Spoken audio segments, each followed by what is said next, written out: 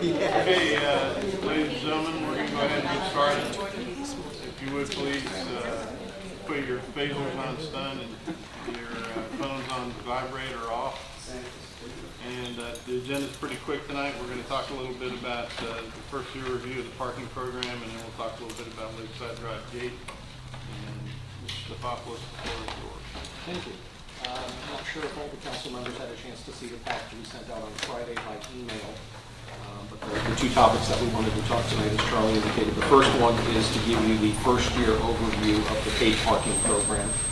For those of you who may remember, this is the first year that we went with a completely different methodology for the paid parking. As opposed to using people and cash in the downtown lots, we went with a company called SP Plus that was administered through the police department primarily, where we used electronic kiosks located in each of the paid parking lots, and the kiosks only took credit cards. So the program was designed around capturing revenue on the weekends, Fridays, Saturdays, and Sundays at select times. We also had credits that were given to anyone who was a Jacks Beach resident. You did not have to pay if you registered through the police department and parked in any of those paid lots. And I think it's safe to say, based on the documents that we provided to you, that this year would be considered successful from both an operational and a revenue perspective. So some of the highlights that we wanted to point out to you, the first is that there was a 60% overall increase in paid parking revenues, which was outstanding. There was revenues of approximately $73,000, which came through violations. There were clear peaks in usage documented in April through July. We were actually able to graph the usage of the paid parking lots and saw where they spiked. And we did not have any issues with patrons using the kiosk system. There were some questions as to whether or not they'd be able to figure it out. I think I can say safely that watching the lot from my window and several others from City Hall, people actually tried to pay the meters at times when the meters were not operating. So their use of electronic kiosk systems was definitely high in terms of their ability to use.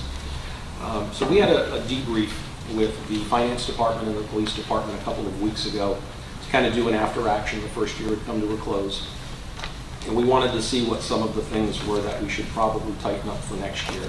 It is our intention to proceed forward with year 2 with SP Plus, but there are a couple tweaks and changes that we're going to make along the way, or that we want to pursue with. So the first ones that you see, and I don't know if you all have a copy of the memo in front of you, but the recommendations, the first is that we do want to do an amendment to the agreement with SP Plus. There were a few things that need clarification for next year and future years beyond. The first is establishing a pro rata distribution of funds for violations. While we were able to work it out through the course of the year, we did not have anything concrete in the agreement that either party could hang their hat on as to how violation revenues were ultimately distributed to both parties. We had some very clear expectations on our part in terms of recapturing that initial $25 parking fee, and we think that we can get there with SP Plus in terms of splitting up the remaining revenue. Establishing authorization for seeking collections and documentation of the pro rata distribution of collections revenues. The violations and the collections are two different things. The violation for anyone who was found violating the parking program was $42 fee. Collections, however, was if the violation was not paid. And I think several of you council members probably heard from the public when it was sent to collections agency for retrieval of those funds. So there needs to be both the authorization as well as the distribution of collections revenues as well, not just the violation money. So that's another area of the agreement that needs to be modified. But in that, before you leave that there was also, didn't seem to be a notification. We're getting to that. Okay, sorry. We picked up on, these right now are the financial impacts. The third one is establishing a defined residential parking rate. While there was an assumption for year 1, we felt that after looking at the data, the credit for the city of Jacks Beach residents using the paid parking program should be a little bit lower than what we had worked out in year 1 with SP Plus. So that would actually be a benefit to us going forward. Then we took a look at the operations and looked at some areas that we need to tighten up there as well. The first was reducing the instances of incorrect citations. There were multiple occasions where either numbers were transposed when they were being entered into the system, and it popped up as a citation, but the resident and their vehicle actually were registered. So there are ways that we can try to tighten up that data. The second is implementing an interim notice prior to the collections, and that was a big one for us. There were multiple residents who contacted the city stating that A, they had never gotten a citation to begin with. Either someone took it out from under their windshield wiper, or it started raining and it got crumpled up. But the next thing they knew, 45 days later, they were getting a notice that said it was in collections. And internally, I think we all felt that that wasn't appropriate to go directly to collections without some intermediate notification to the residents. And the third was improving the resident registration process. The police department did the lion's share of the work this year. It started with multiple spreadsheets consolidated into one spreadsheet, but there were a couple little glitches along the way as the program was first starting out. So overall, it was a very positive first year. Those are kind of the high-level highlights and the direction that staff is going to go in for an implementation for year 2. The policy issue that we wanted to talk with council about, and both police and finance are here if you have any questions on any of those elements, but the policy discussion for the council tonight was whether or not there should be any changes to the actual season or the days of the week that we are collecting revenues. I know several of you have had conversations with me about whether or not we should expand the parking program from what we're doing today. I think I can safely say from looking at the data and knowing that there's a slowdown in the downtown in the winter months, and it's clear by the graphs that we have that the parking spikes and then comes back down. I would not recommend doing the paid parking beyond the summertime months. If the council wanted to entertain doing more days of the week or different times of the week, that's something we could explore and bring back some proposals to you.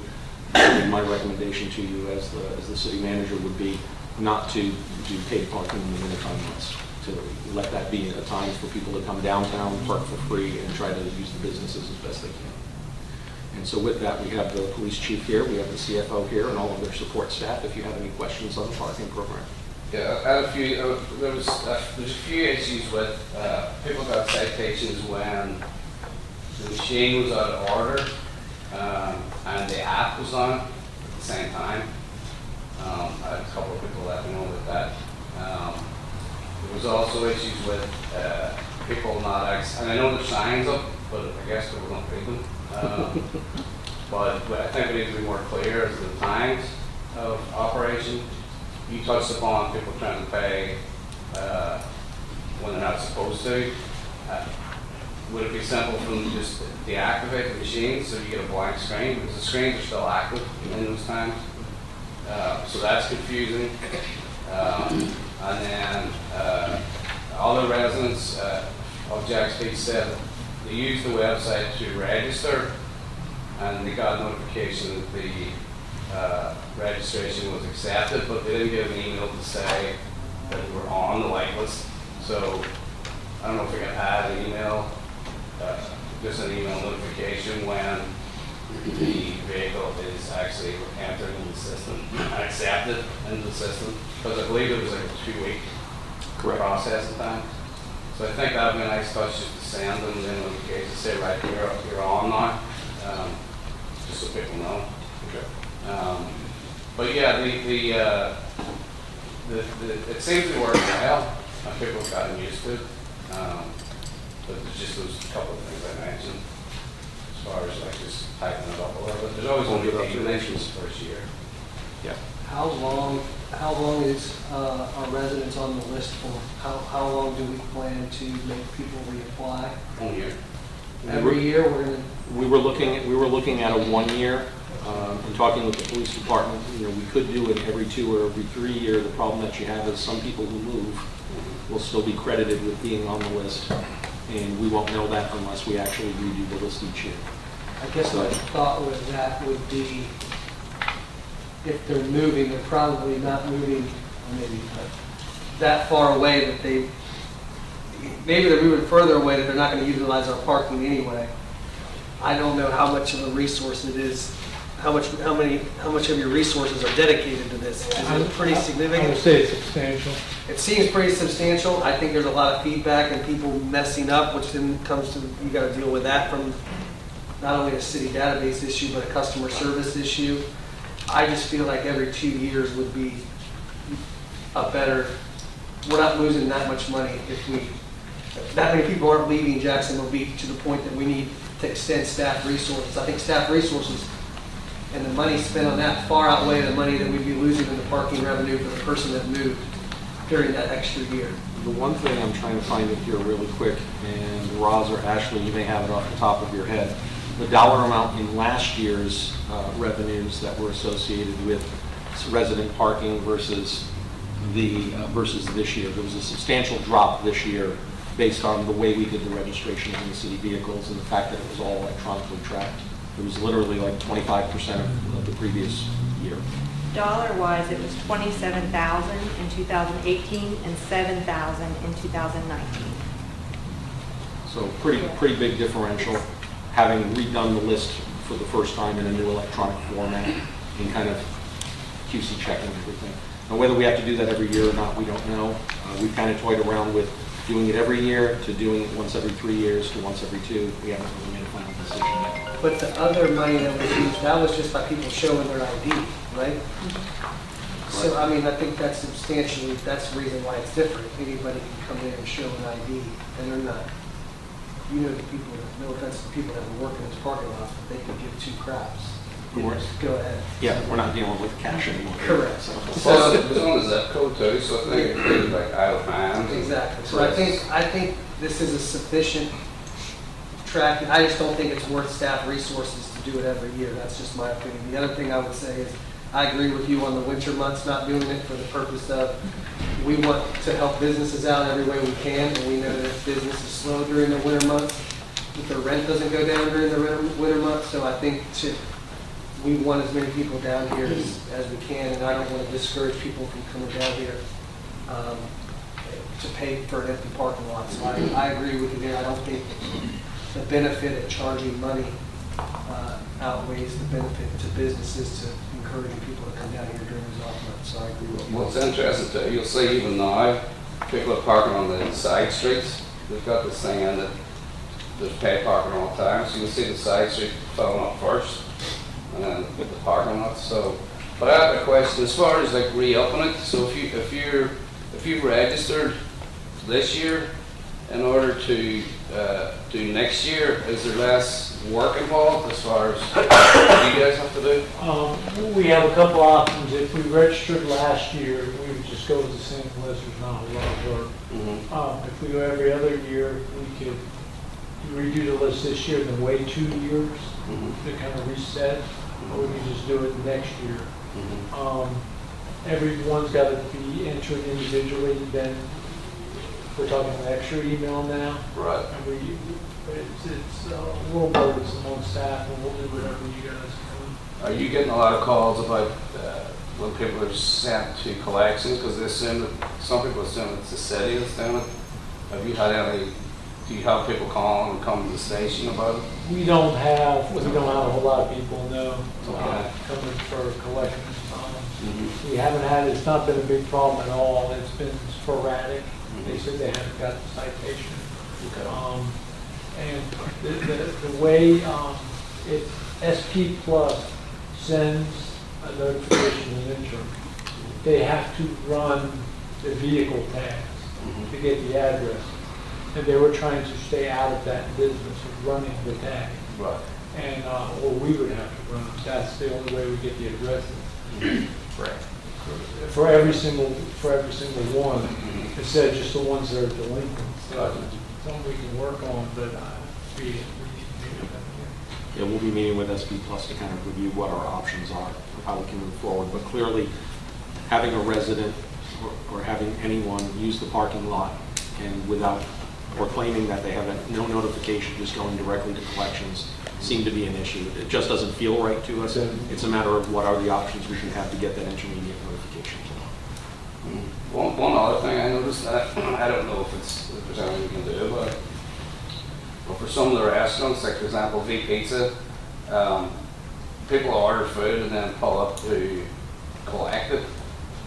Do you think it would be a problem to dedicate 1 or 2 spots for that type of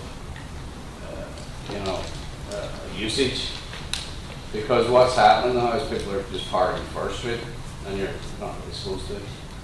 So I noticed that with these, and then somebody else mentioned to me as well that their kind of the go business, pickup business was slightly affected, and it was just confusing for people.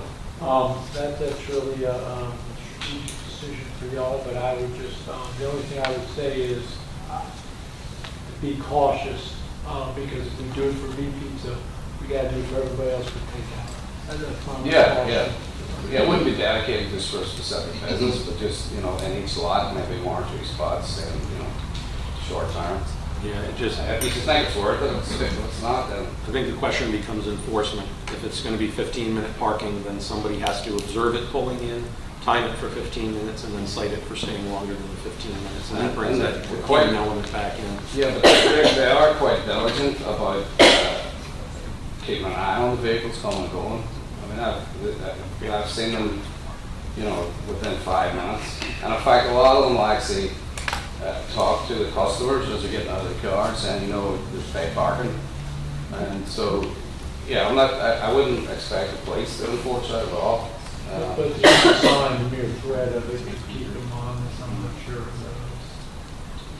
That's it. It's something we can take a look at, but we'll have to look at it from the perspective of enforceability, making sure that it's enforceable. Well, if we don't even have to do it in the paid parking lots, we could do it on the side street. That's a possibility too.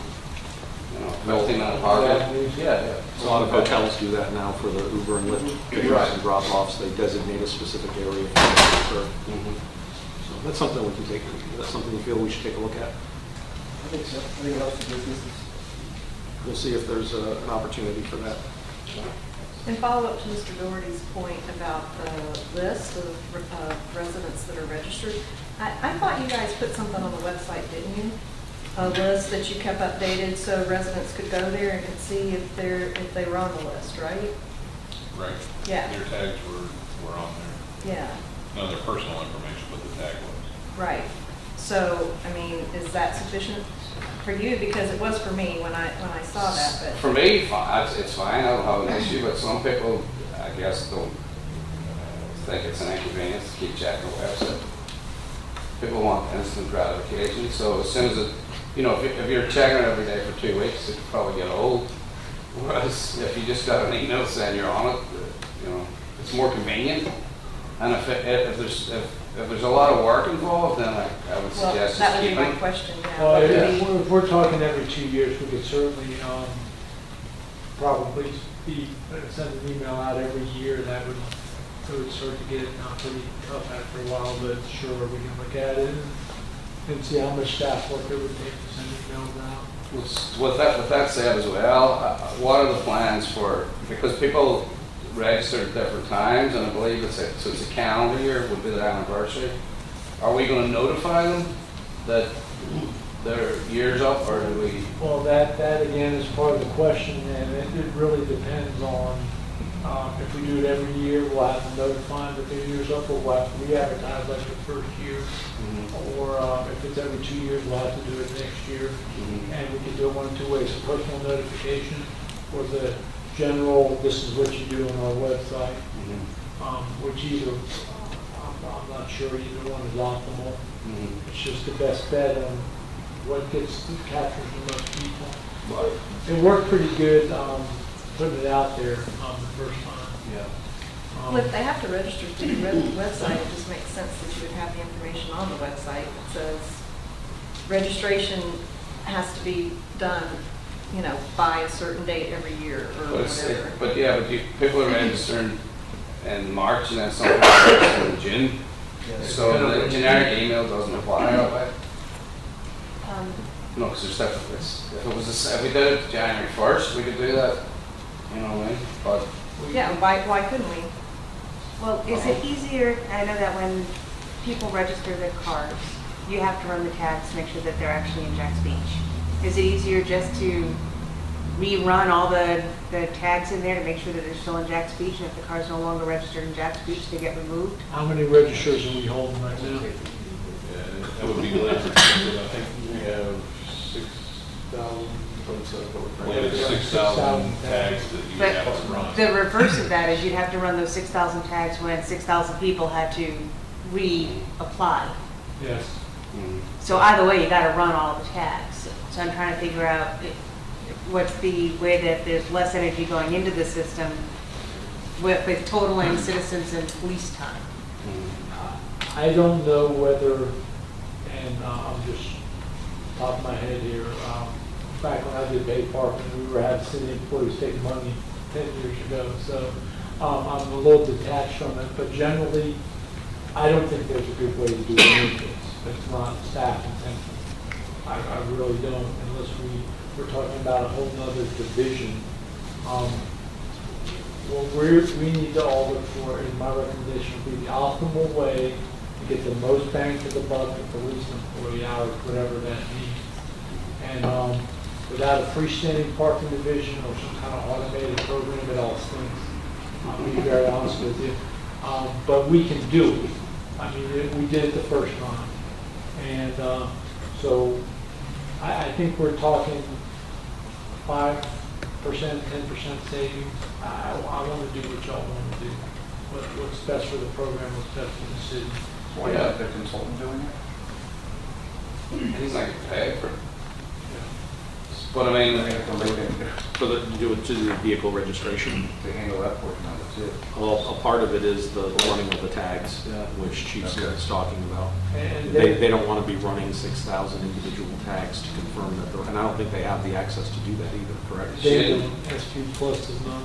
That's the other part of the problem.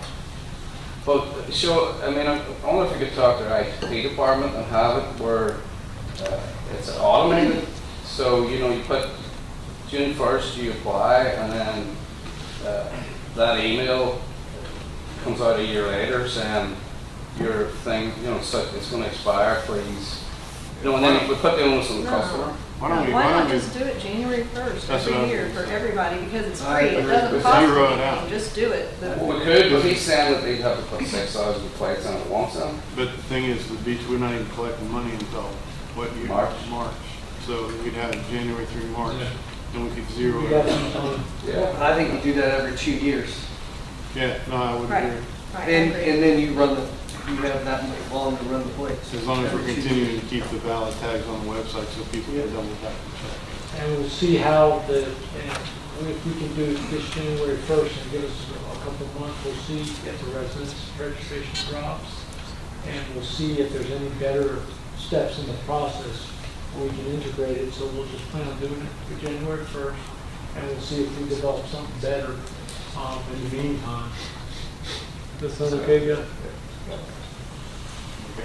The residents will receive something every 2 years. Is that right? Something new and different? When No, the- it's- It's just a tag. It's, yeah. They go The online. the tag will be online, and they'll get an email when they initially register saying that they're on. Okay. I was concerned So they scan about the plate? confirmation for the resident every 2 years. Well, if we can, I don't know about that, Chris, but if we're starting again January 1st, what we can do is if y'all give me all the information that y'all want to put out, we'll get it out January 2020 when we're putting it all in. There'll be a 2-year thing on the email. Don't forget January 2 years from now. These are the new hours. If we move the new hours, these are, don't forget there's a space to pick up these pizza.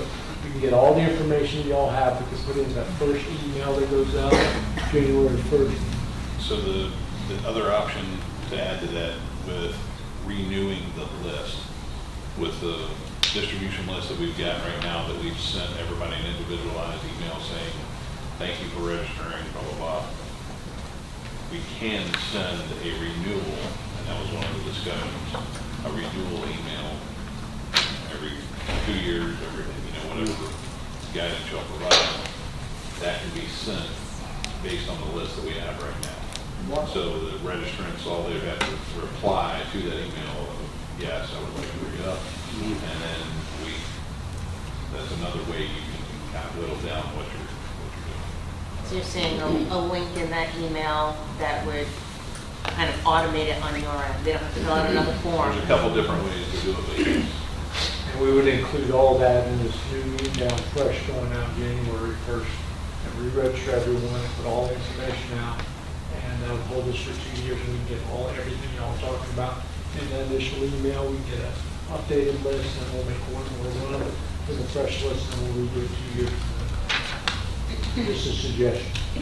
Making this up as we go. Good one. I wanted to echo Mr. Doherty on the signage, and I've heard a lot of feedback on the signage, and I think that one of the issues is the pole signage just kind of blends in with all of the other signs that we have out there. So especially when we're first rolling it back out in March, Atlantic Town Center is trying to roll out their parking program. Right now, they have a lot of the sandwich board signs. That might be something we can think about in the paid lots. Signage is one of the big things that we've been talking about, and talking to the mayor about, is signage staying consistent. And the A-frame sign that you're talking about is what we were hoping to move away from, just because that's, SP Plus has to get there, put that out. They keep getting stolen, you know, and it turns it back, somebody's taking the frame, so that's why we wanted to go with more permanent signage. But we have talked about, he has sent us some mock-ups that might stand out, might work a little bit better, so If that they is can definitely. stand out more, because that's, I mean, I think some of them they weren't well lit, some Right. people couldn't see them, Talk so about lighting. whatever it is, as long as they stand out, I just think that's Closer. something to think about. That's a great point. When it gets dark, you can't see. Lighting is like, So, yeah, lighting yeah. is number 2 over the kiosk and the signs. We'll talk to SP Plus about that as well. Yeah, and maybe we'll put some like solar right on, so we don't have to hardwire. Talk about- The bad thing about lights, though, we have to watch for like the pier lot of turtle lighting and things like that, so. we just- Face them What west. about pavement markings or a different colored curve or something? Say it again, I'm sorry. Pavement markings? Yeah. Or like different colored curve or something? We could do something like that, yeah. The other issue is just general in communicating this out to the citizens. I think that when it first came in, you know, it's on Facebook and we were sharing it, everybody was sharing the links and everything, but if you missed that direct link to go onto our website and find it was very difficult to do. So I think making it a little more front and center year round. Put a link is- on the front page. Yeah, I mean, you had to, there was probably 4 or 5 clicks to find that program. And we will get that, and we're going to work on that. We do have a coordinator position for all our social media. And once that person gets in, that we'll make sure to include that, because there's a lot of issues that you brought out that are similar. All this stuff's difficult to find on all our different platforms. Hopefully, the person will help coordinate on that. I'll put some on the utility bills as well. Jim? So with regard to you asking if there should be changes to the dates and the rates, I think we should go another year. And I wouldn't add any more days. Yeah, definitely not winter. And I wouldn't add any more days. I don't see the lots being, I think before we make a change to add on more days to pay, we should have a study done, making sure that, you know, it's full on the days that, it's not, that it is full on the days that we're thinking about adding. So until we know that it's worthwhile, if the more, the people don't have to pay for parking, then we'll have to go to businesses. So operational timeframes, status quo for 1 more year. We'll see how that goes. Work out some of the kinks operationally, and we'll come back to you in another year with another update. Thank you. Good information. Thank you. You still have the floor, sir. Still have the floor. We're on to item number 2. Item number 2 is the Lakeside Gate. Each of you have been provided with 2 draft resolutions that have been prepared by the city attorney. One resolution is for keeping the gate open, one is for keeping the gate closed. I'm not sure that this council is on the same page yet with regards to how you want to go forward. So this is an opportunity to maybe share your thoughts, have some discussion, possibly some questions answered by the city attorney with regards to what we can and can't do out there, and then hopefully provide us with a consensus direction on where we are. I'll throw my 5 cents in the bucket and tell you where I am, and we'll see if everybody else would agree. I think it should be closed, but I think that those individuals on the other side of the gate pay too much in property taxes to have their public safety affected with regard to response times. And I do agree with that argument that a lot have made, that the seconds do matter. So the idea of having our officers have bolt cutters in their car or permanently close it without emergency access doesn't sit well with me. With the amount of money that they pay in taxes, I'm a firm believer that that can go toward our emergency teams having something to open an electronic gate. And I saw in this resolution talk about an electronic gate with emergency access for that purpose. I think that that covers the public safety issue. But the other thing that I would propose to make it a little bit more friendly toward them would be, obviously, there's a walking path next to the gate for individuals to be able to walk. I would propose that there be a low-speed vehicle lane in between the gate so that individuals in Waterway Island, if they have a golf cart, they don't need to make the full trek around. They can drive the golf cart next to the gate. It would be aesthetically pleasing with a column in the middle that only a golf cart can get through. I would ask staff to look at different things to make it nice, make it appearance-wise nice, but walking path and low-speed vehicle path, I think that kind of helps those individuals, if they want to have access, they can have a golf cart to take their kids to school or to go to church, which makes it a lot shorter drive for them, and gives them at least an opportunity to have access that doesn't affect the safety of those living on Lakeside Drive via vehicle traffic. But I think it's a fair compromise, and in my discussion with several people on the issue, I know that when you work out something in mediation or an agreement, both people aren't extraordinarily happy with where you land, but I think that that's a fair compromise. I don't think it should be open for most of the reasons that the Lakeside Drive people talked about, in that they bought a property that was closed and it should continue to be closed for the purposes of, as we've already talked about a long time ago, for that purpose. But I don't think it's unreasonable to do the low-speed vehicle.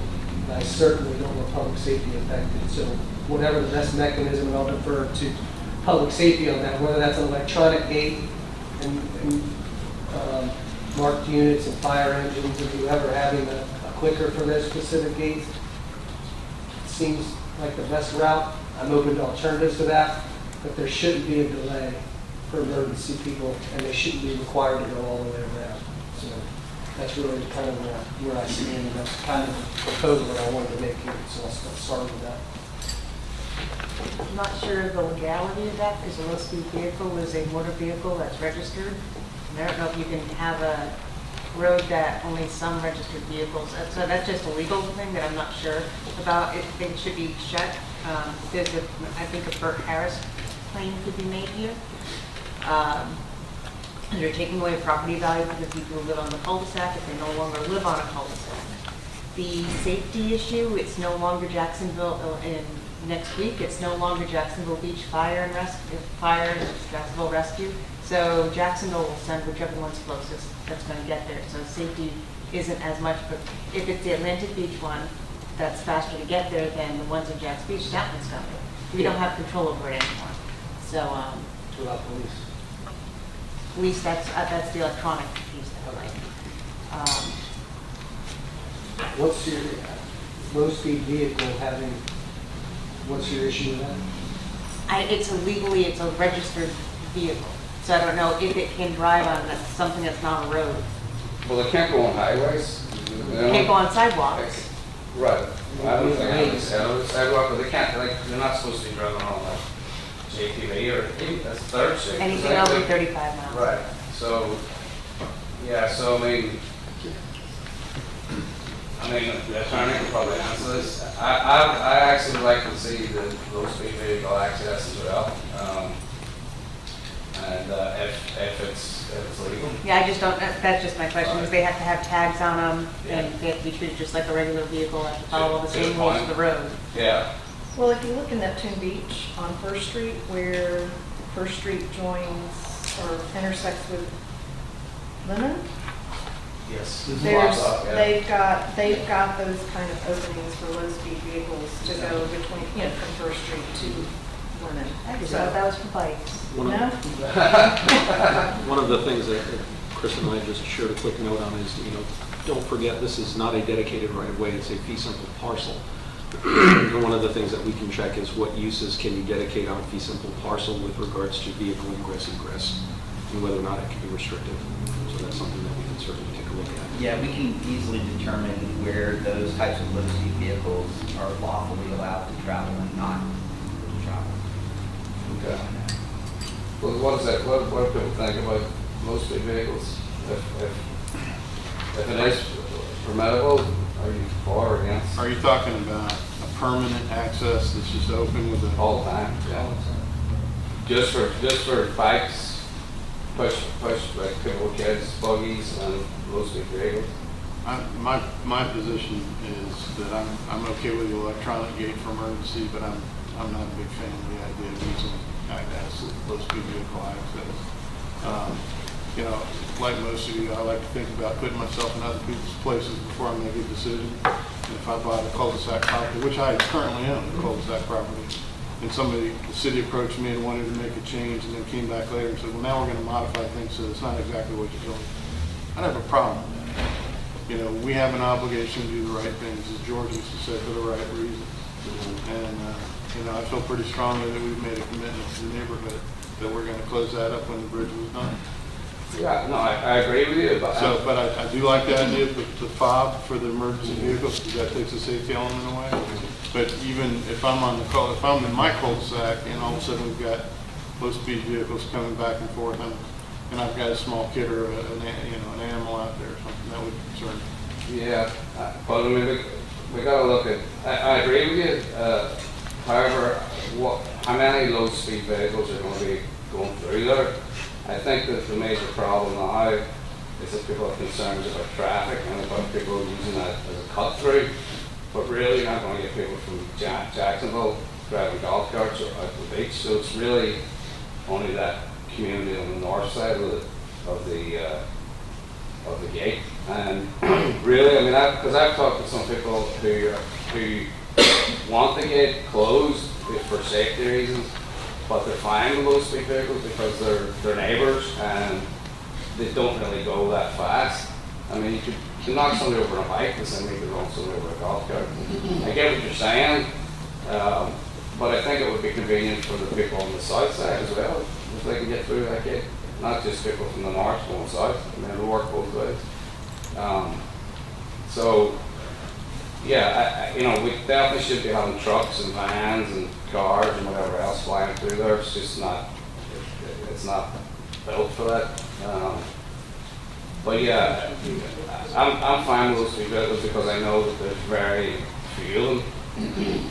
You know, and they're only used at certain times of the day. You're not going to have people late at night going through there all year round. It's cold, it's raining, you know. But that's just my thought. So I'm like Mr. Bo was saying, I support the resolution to close the gate, but with the ability to have the emergency access, you know, electronic emergency access for safety purposes. And I'm willing to consider the low-speed vehicles, you know, I'm open to that because I feel like it's less intrusive than an open gate and through traffic going through there. So my position would be to move forward with the closed resolution. And I'm ditto to that. I support closing it, but I would be open to considering non-vehicle forms of transportation being able to access that area. But it's not. Non-motorized? I mean, non-automobile. Non-gas. Sorry, non-automobile. Non-gas. But it's not, my vote to support closing it isn't contingent on that. Anybody else? I can answer a couple of questions. With respect to the Burt Harris, there wouldn't be a Burt Harris claim. Okay. So I'm not going to state on the record so that some plaintiff's attorney can later sue us and he gets my arguments, but just taking directly from the legal authorities, there's no viable Burt Harris with respect to the use of that property as, you know, either a roadway or some passage route, something like that. But a transportation facility is what it would be, and that is one of the explicit exemptions from Burt Harris. So that first and foremost removes it from a viable Burt Harris action, as well as several other reasons why it doesn't qualify as a viable action. And there's been other, I've received, you know, information and materials and comments from some of the residents from both groups, and they've provided me with materials which, for purposes of the briefing, I didn't provide to you, don't have them in front of you, but I can provide you with copies of everything that the residents provided me, knowing that the briefing wasn't the proceeding for residents to speak about those materials, but I have them all and can provide you with copies of those. There was another issue that someone raised with respect to the warranty deed, and that goes back to 1990, and challenging the validity of the warranty deed. And the warranty deed is valid. It's proper conveyance. It's not defective, and any challenge that could have been brought was time barred almost a decade ago. So there's no issues with respect to the warranty deed, no issues with respect to a bird transaction. So for the purposes of tonight, assuming there's going to be additional discussion at the council meeting, there can be a motion to entertain a resolution, one of these two resolutions, and we can vote as a council. I just want to make sure I'm clear. When you guys are talking about closing the gates, you're talking about the stipulation that gives the staff the ability to look for emergency entrance and explore the low-speed vehicle. Plus, that would give us an opportunity to talk a little bit more with the residents as well. I didn't, doesn't sound like anybody was for keeping it open, so I would propose a resolution closing it, and then another resolution closing it with the low-speed vehicle lane. Yeah. It seems like the two options that we have for discussion, not whether to open it or close it, but really whether to do the low-speed vehicle or not. Okay. We're gonna make it Unless electronic. anybody disagrees. We're gonna make it electronic as well? Yeah? Yeah. That's in Okay. there. I mean, the only problem I have about the fobs is that eventually, like, if they're not used often, it's just an occasional thing, you're gonna have a battery issue, you're gonna get there, you're gonna be going, so you have to have that and probably bolt cutters, something for a backup plan to get through there. Yes, sir. I need 70 fobs. That's not counting the fire department. That's not counting the fire department. I need 70. That's what I'm wondering, what the, I mean, we just need electronic access. We don't have to just designate exactly what it is. We, at this point, we've not explored what all the different options are, of how to get through that gate quicker than a lock and a key. There's everything from a remote control to a keypad to potentially a vehicle sensor. We haven't looked at any of those options yet. We just need some direction on which way to go before we. I think the most, Locking the key. less work for them, but less work for them, something that they don't need to think about in a time of crisis, but I think research will yield the best. So the track, when That's the never- bridge is on, are the trash trucks gonna be going around from the other side? Or is this gate still gonna be used for trash? I gotta go over the bridge. Go over the It's bridge. gonna go over the bridge? Right. Okay. Those things close. Because at the minute, the garbage, not the minute, but the trash company had a key for it, correct? Or did the city have to send City somebody? opened The it. city will send City somebody opened in. See, I think that's a bit backwards, have somebody go out to open it and then go back and close it. You know, so, I mean, I think the electronic system is probably, it's more modern, it looks better, and, yeah, they can break and batteries can die. Costing and replace it at the beach. I mean, the ones we have at our place last about 2 to 3 years. 2 or 3 years. Yeah. And you have to change the code for adequate as well. So I was over there the other day and I was shocked at how the traffic was going through there and just that's a tight turn and just, Yeah. it's definitely a safety issue the way we have it. If it was closed, I'd be interested in seeing traffic count once the bridge opened, because it seems like most people would go that way. The way it's going, but it will be increased from 0 to whatever it would be, but I just don't know if the convenience is really worth it, especially if you can have low-speed vehicles.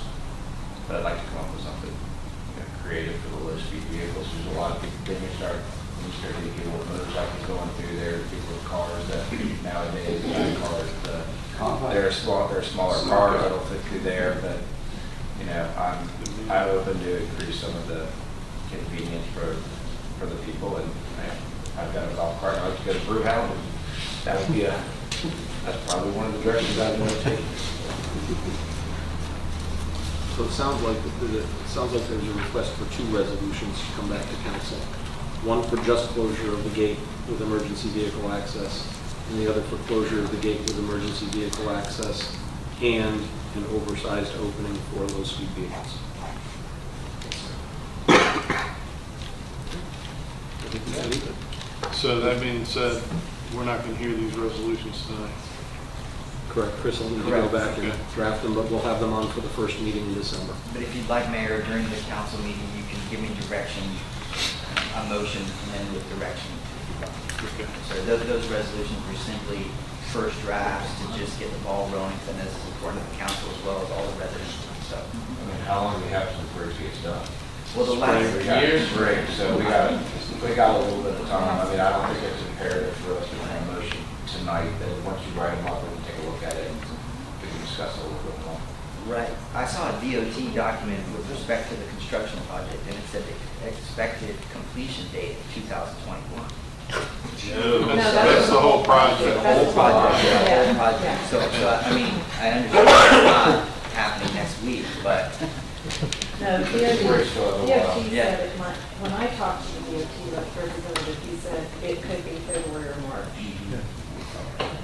But then he also wasn't going to bet on it either. You know. It was supposed to be, was it September? That was right last. I can take a look at the CPM for it and reach out to them, which I know, you know, what the best idea, but also you'll open up with weather issues and stuff too, so they'll need some more time. Well, they've been having to coordinate outages with Beaches Energy because they've got the power lines that run along the bridge there, and so that's what's made it a little more drawn out. Well, if that closes well, when those reopen, if we can put a couple of signs up out on the road saying, you know, no through road, so that you don't have people even driving back there and then having to turn and come out. Well, we got a sign that's been like for 100 years, it says dead end. Yeah. It's pretty old, yeah. It's another thing about it. There's attention to it. Especially the trucks.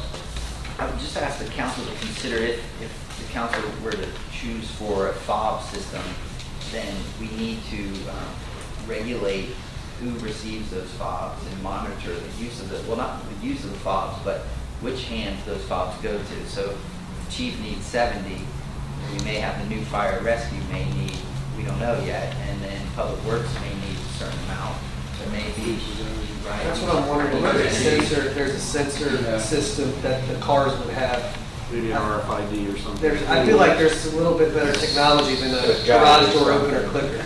is there a way to just hardwire it, so like through to the 911, somebody needs to get in there, they unlock it, and it like automatically opens, it's done through dispatch, and then if Jacksonville needs it, they contact 911, and because that, if it's only going to be used for emergencies, the emergencies go through the 911. Dispatch runs 24/7, so if dispatch gets a call, they can open the gate until the emergency I'm not is sure over. whether you have to run fiber or you can do it cell phone. Yeah. I just don't know. Yeah, because that'll be open by the time we get there. Yeah, and it, We'll start taking a look at options since the electronic control for the gate is going to be common to both resolutions drafted, so we can start exploring that. And, I mean, a bunch of the apartment complexes just have the, like the barcode. That's what I'm Yeah, you just put that on and shine it, because, I mean, if you put a code out there, someone's gonna be watching, it's gonna hit, so it's gonna end up out there, so. Are we, I hope not. as a group, pretty much done? We've given them instructions, Yep. I might open the floor here for a minute, take a couple comments. Mayor, I think we should say that, but Let them do that in the meeting. yeah, the briefing wasn't noticed that way. Oh, it wasn't noticed as a comment, okay. Right. They're briefing, not a workshop, Okay. Yes, sir. but they can certainly speak at citizens' comment. Yeah. We do have, an opportunity for you to say a few words when we actually have the vote, and also anytime we have a council meeting, you can come in and it'd be courtesy to the visitors. You get 3 minutes if you want to say anything. What I'd encourage you, most of you have heard what we've talked about tonight. If you want to come up and say a couple of words or give us some additional thoughts or guidance tonight, you're welcome to. I don't know that we need to hear 20 people say we need to close the gate, and 20 people say that we need to open the gate. But if you've got some input you'd like us to hear, feel free to come and do that tonight at council, okay? Unfortunately, this meeting wasn't noticed to take your input tonight, so we can't do that tonight. Is there anything else on your agenda for this evening? Those were the two topics. Anybody got anything else? Can we just get a staffing update as far as your department head, public works, appropriates, and We had interviews last week, 2 finalist candidates. Contact was made with the #1 candidate today, and we had, by end of day, we had sent him a formal offer, and we're waiting to hear back. Awesome.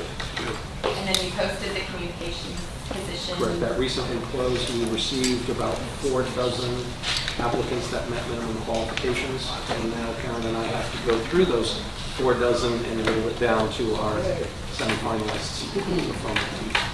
I do want to mention something, and it goes back to the Lakeside Drive date issue. So something that was discussed in one of the previous council meetings was making this permanent, and the resolution is not permanent. So do we have any options to make it permanent? I would suggest that you don't. Because, yeah, I mean, part of the purpose of having an elected body for a limited given period of time is that new elected officials elected by the residents, of course, get to create the body that they'd like, their legislative body. And for purposes of this council, they can reach a finality with respect to a resolution. But I would strongly suggest that you don't alter the warranty deed, as the warranty deed is good for the city, and altering the warranty deed and amending it is just highly unusual. It's a perfect warranty deed for the city. But in terms of permanency, only the next council, the next elected body would receive the resolution once it's approved by this one and decide if they want to change it or not. But I don't see a permanency because of council turnover every month. But I would think once a resolution was in place, I think future councils would take that into consideration, where now there really isn't anything. Right. There's nothing. It would have to be something like fantastic for it to be changed, really. Yeah, and The brakes collapse or something. right, and I would recommend that an existing council bind the hands of future council, because just imagine that if the council in 1988, for example, did something where it limited you all from exercising your legislative, abilities to govern, and your hands are tied because of something the other council did in the 80s. So that's just not the way that it works. Could we get an update on the handicap access to the beach? I saw that, so they wrapped up the platform again. If anyone from Public Works here? Yeah, I think there was a ladder in there a couple of weeks ago, and later from John Normal or Advil or something. You're talking with regards to the handicap map or to the actual Yeah. walkovers? The actual walkovers, yeah. The walkovers were supposed to have restarted just a couple weeks ago, and they're supposed to be done before the end of the calendar year. What was the issue? Because I noticed that they almost completed them, and then they're back turning them up. Some of the pilings that they did were cut incorrectly once they were already installed. And by the time they realized that some of the pilings needed to be replaced, the permit hit its expiration date, and the DEP looked at it and said, if you're doing any piling work, you have to wait until after turtle nesting season. Because you can't rip a pile out of the ground and then come back in a week later and drive a new pile and run the risk that you're going to nest. Okay. So they had to wait until the November 1st timeframe before they could restart the project. Was there extra expense incurred? Do we have to pay For the more? contractor. That's fine. Well, I'll have to check. I haven't had an update financially with regard to that, but the contractor made some erroneous cuts and they needed to correct it. I thought the original issue was they ordered the wrong. That, they did that too. They got the wrong wood. Some of that wood was acceptable for use in certain portions of the boardwalk. It was not able to be used in others.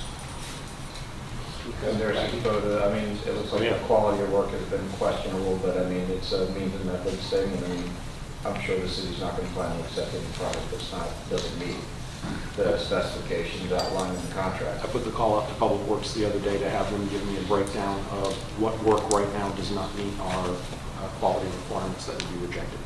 And is it being replaced before final acceptance? So, Chief Smith, can you give us an update on the hiring of a second animal control officer? I am happy to report that we have our second animal control officer, hopefully putting in 2-week notice at prior place of employment. here in the next week. So that'll be 3 weeks and then a week of orientation, so a month, and that's quick. Yeah, thank you. Okay, anybody else last minute? We're going to adjourn and reconvene for 7 o'clock council meeting.